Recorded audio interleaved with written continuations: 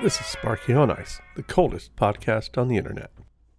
Welcome back, everyone. It's been a while since I made a new episode. I was planning on doing a few over the summer, but I got really busy with projects and making sure everything was ready for my trip back to the ice. But here I am, not quite on the ice yet. I am currently sitting in managed isolation, New Zealand, and I'll get into that a little bit later. This is not going to be a very long show, but I did want to give an idea what the process was like getting to the ice this year, since it's completely different from last year. To start off, getting PQ'd this year was a bit of a chore. I started my PQ process in late March since I wanted to stabilize my systems after getting back home. That turned out to be a bit of a mistake. I had to wait a couple weeks to get an appointment at the doctor's office for the medical part of the PQ, and over a month to get into my dentist for the dental part. COVID-19 really hit it hard right about the time I wanted to do my PQ process. It really gummed up the entire, it was just frustrating to get anything done at the time. So it was well into April before I even got started rolling on things. And then a few more weeks after that, before getting all my papers signed and the dental and everything done and ready to go. But I did get it all signed up and ready to go, and that was mid-June. And then sent all that in. I just figured everything was all good and ready to go. And then got an email not too long after that said I had not PQ'd because of my history with smoking. Now, to be clear, I hadn't smoked in over a decade, so I was kind of confused. It turns out previous smoking puts me in a high-risk category for COVID-19. I had read this, but I didn't even think about that being an issue with being PQ'd, since the idea was to keep COVID-19 off the station. But I get it. If it does show up and I'm in a high-risk category, then there could be issues. So I was, needless to say, a bit disappointed that I may not be going to the ice this year. We didn't even know if there would be waivers for this because it was a COVID-19 issue. And it wasn't just smoking. It was anyone with a high-risk issue from, say, asthma or heart disease, or even being overweight could be one. So a bunch of us were left in limbo. So several weeks go by with no real news coming out about it. So I figured that, I wasn't going back to the ice this year. So I started looking for work, which again was a futile process. Because of COVID-19, no one was hiring new people. So I'm stuck without my ice job. I'm stuck without a local job. So kind of screwed. But things weren't too horrible. I knew they were working on something. And then a few weeks later, in fact, early July, got an email. It was a survey about my smoking history and my breathing. And, do you have a cough? Basically, they were looking at ways to allow people to go to the ice even though they had smoked. After a couple more days, I did get the news that I had PQ'd and was ready to go. So that went really well and made almost everybody happy. So there's still quite a few people who didn't PQ due to their issues. So I'm not even sure what's happening with those other factors. I just know what happened with smoking. And a bunch of others who were smokers got PQ'd as well. So there we go. So my trip was back on, but it was already July and I'd lost about a month of prep time waiting for the PQ. And I also found out at this time that we would be in isolation for 3 weeks, meaning I would lose another 3 weeks on the other side for getting stuff done. So I was in a bit of a pickle as far as getting all the projects I had planned done, because now I had 3 weeks less time to do them. But September came, we had most everything done, at least to a point where I could pick it up again when I got back next year. And it was time to go. And honestly, I think this time was actually harder to leave than last time.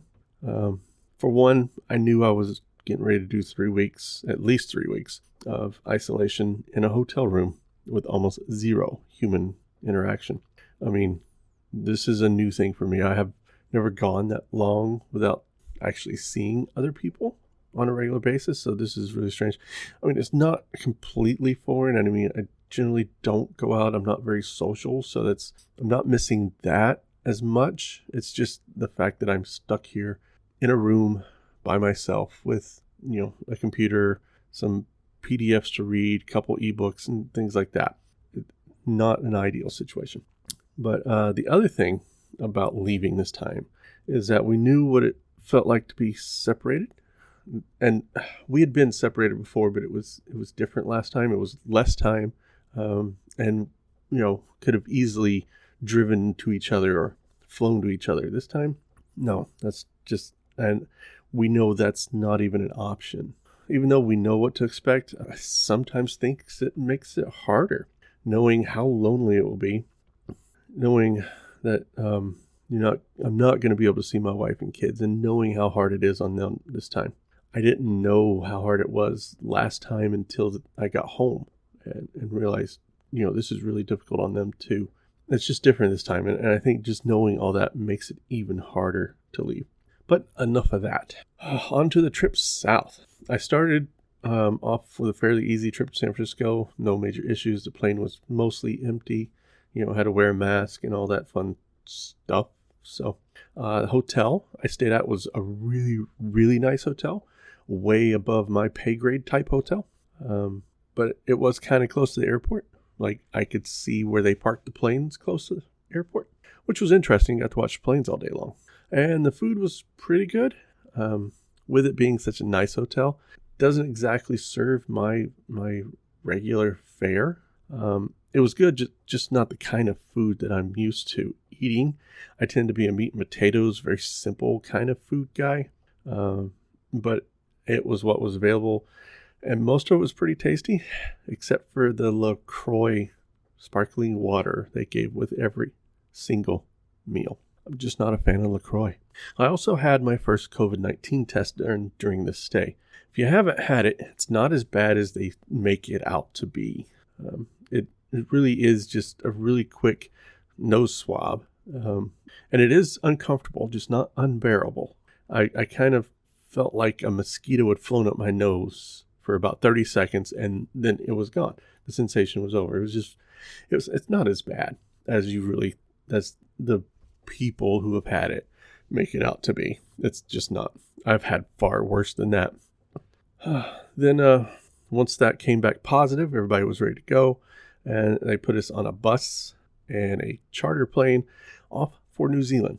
I'm not really going to go into much detail on that because it's really just a long plane ride. I mean, there's not much to say about it. It was a good flight, and we made it without incident. It was overnight. It was 13 hours of flying, and that was fine. I will say one thing about this process, though.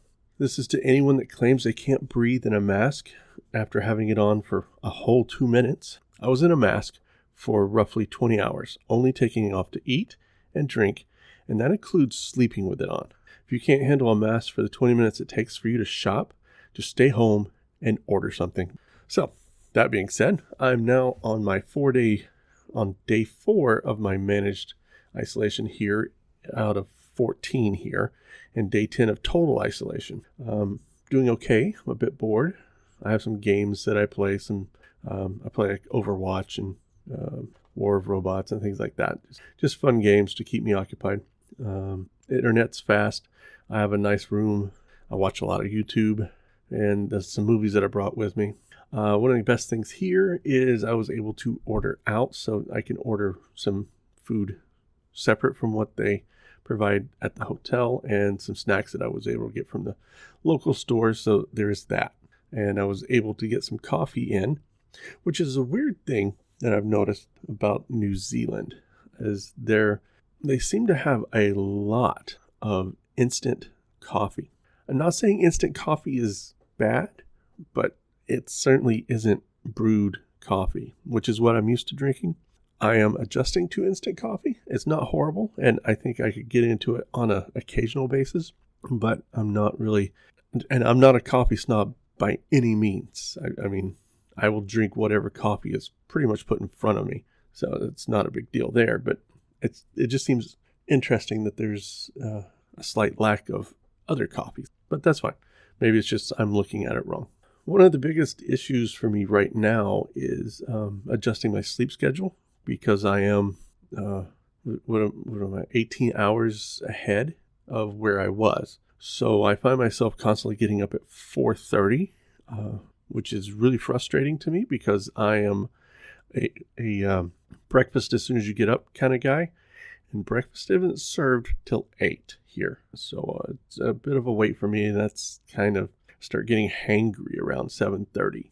But again, it is what it is. I'm dealing with it, and once I get my sleep schedule a little more adjusted, hopefully in the next couple of days, I'll start getting up at 6:30 or 7 o'clock, and then it won't be as bad. But like I said, I was able to order some snacks so I can at least munch on something while I'm waiting for regular breakfast. But yeah, I think that's been the hardest adjustment so far. I mean, granted, I'm only a few days into my nice long isolation, but we'll see how it goes. Anyway, that's all I'm doing for this episode. I'll see about doing a catch-up episode about last season while I'm isolated. It's not like I have a lot else to do with my time, but yeah, that's it. And I'll talk to you folks soon.